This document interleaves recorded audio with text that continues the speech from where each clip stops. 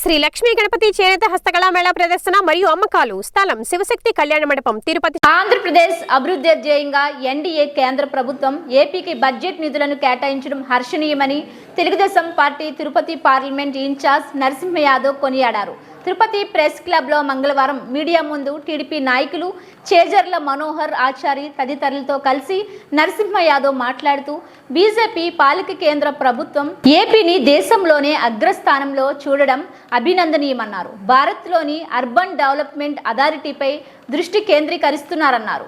గత 5 ఏళ్లుగా వైసీపీ చేయలేని పోలవరం ప్రాజెక్టు తదితర పెండింగ్లో ఉన్న నిర్మాణాలు ఇక ఊపందుకుంటాయని ఆశాభావం వ్యక్తం చేశారు.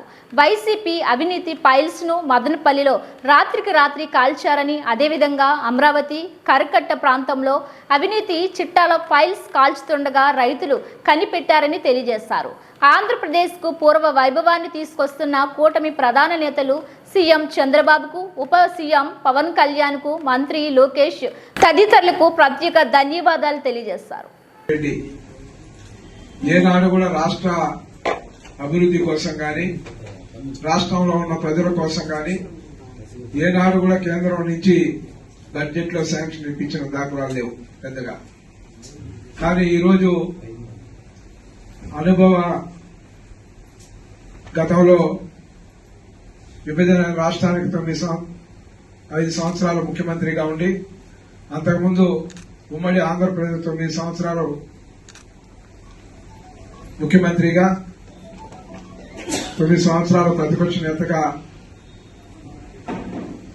అనేక ఒడిదుడుకులు తట్టుకొని నిలబడి ప్రతినిత్యం కూడా ప్రజల అవసరాలు ఏమున్నాయి, ప్రజా సంక్షేమం కోసం ఎలాంటి నిర్ణయాలు తీసుకోవాలి అని ఆలోచించే శ్రీ నారా చంద్రబాబు నాయుడు గారు నేటి ముఖ్యమంత్రి పదవి బాధ్యతలు స్వీకరించిన తర్వాత కేంద్ర ప్రభుత్వ పెద్దలతో, ప్రధానమంత్రి గాని తదితర మంత్రులతో అందరితో కూడా సంప్రదించి 1కి 2-3 పర్యాయాలు ఢిల్లీకి వెళ్లి రాష్ట్రానికి కావలసిన వనరులు గాని, రాష్ట్రానికి ఏవైతే బడ్జెట్ లో ప్రవేశపెడితే ఈ రాష్ట్రం అభివృద్ధి చెందుతుందనే దానిపైన మీరందరూ చూశారు.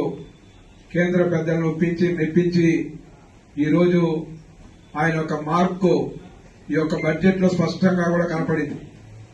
ఎన్డీఏ కూటమిని ఈరోజు గెలిపించినందువల్ల తెలుగుదేశం, జనసేన, బీజేపీ ఏదైతే ప్రధానమంత్రి గారి హామీలు ఇచ్చారో ఈ రాష్ట్రం డబుల్ ఇంజన్ పరిపాలన కొనసాగాలంటే ఎన్డీఏని గెలిపించాలి, ముఖ్యమంత్రిగా చంద్రబాబు నాయుడు గారు రావాలని ఏదైతే ఆ రోజు నరేంద్ర మోడీ ఈ యొక్క రాష్ట్ర ప్రజలకు పిలిపించారో, ఏదైతే చంద్రబాబు నాయుడు గారి ఆలోచన ఆకాంక్ష మేరకు విభజనైన ఈ రాష్ట్రానికి నడిబొడ్డున ఉండే అమరావతి రాజధానిగా ఉండాలి, ఆ యొక్క రాజధాని నిర్మాణాన్ని ఎంత వేగవంతంగా చంద్రబాబు నాయుడు గారి పరిపాలన కొనసాగిందో అందరూ చూశారు ప్రజలందరూ కూడా.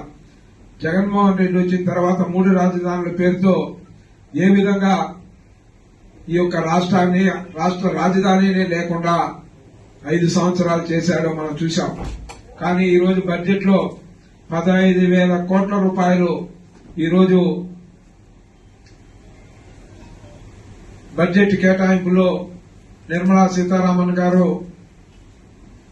ఈరోజు పార్లమెంట్ లో బడ్జెట్ ప్రసంగంలో చెబుతూ ఉంటే అందరూ కూడా, పార్లమెంటు సభ్యులందరూ కూడా ఈ విభజన రాష్ట్రంలోని ఏవైతే హామీలు ఇచ్చారో గతంలో వాటన్నిటిని కూడా పరిష్కరించే దిశగా ప్రత్యేకంగా కూడా నిధులు విడుదల చేయడానికి, రాజధాని నిర్మాణానికి చెప్పిన సంఖ్యనే కాకుండా అదనంగా కూడా రాజధాని నిర్మాణానికి కేంద్ర ప్రభుత్వం సహకరిస్తుందనే విధంగా ఈరోజు పార్లమెంటు సాక్షిగా ఈరోజు బడ్జెట్ లో ఆ యొక్క కేటాయింపులు జరగడం, అదేవిధంగా పోలవరంకు సంబంధించి కూడా ఇప్పటి వరకు 5 సంవత్సరాలుగా, గత 5 సంవత్సరాల్లో జగన్మోహన్ రెడ్డి నేతృత్వంలో ఒక్క పని కూడా ముందుకెళ్లలేదు.